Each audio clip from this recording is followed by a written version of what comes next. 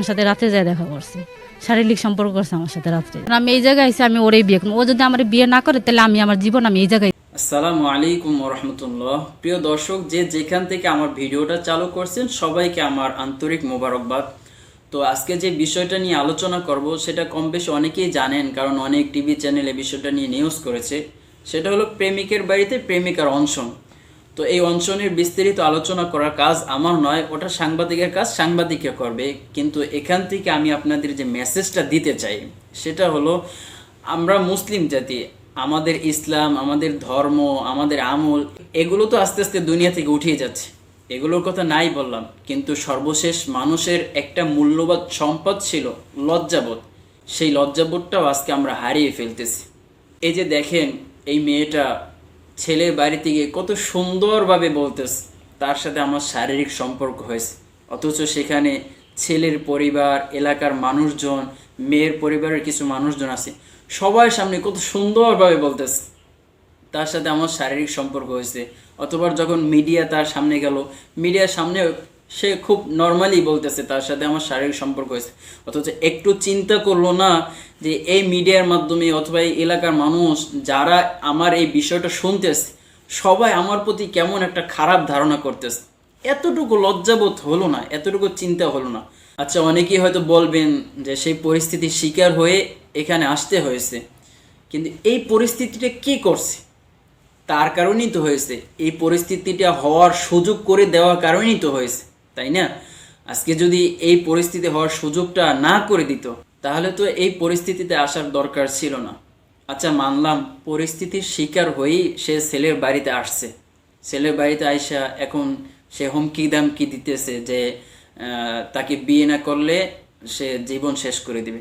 এত সহজ জীবনটা, মানে জীবন নিজে নিয়ে আসলাম নিজের ইচ্ছায়, আবার নিজের ইচ্ছায় শেষ করে দিলাম, খুব সহজ, তাই না? আচ্ছা, মানলাম তার এই হুমকি দামকির ভয়ে এলাকার মানুষ অথবা ছেলের পরিবার ছেলের উপর চাপ প্রয়োগ করে বিয়ে করাতে রাজি হইল, ছেলে বিয়ে করলো।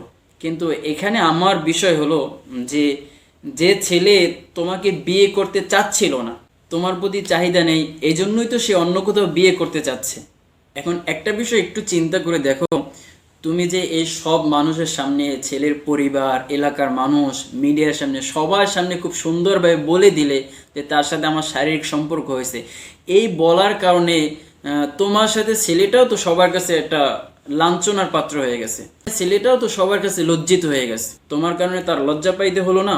তাহলে যে ছেলে তোমাকে বিয়ে করতে চাচ্ছে না, এরপর তোমার কারণে নিজের পরিবার, এলাকা মানুষ সবার কাছে তার খারাপ হইতে হয়েছে, তারপরেও যদি পরিবার এবং এলাকাবাসীর চাপের জন্য তোমাকে বিয়ে করতে হয়, তাহলে সেটা তো হবে সম্পূর্ণ তার ইচ্ছার বিরুদ্ধে।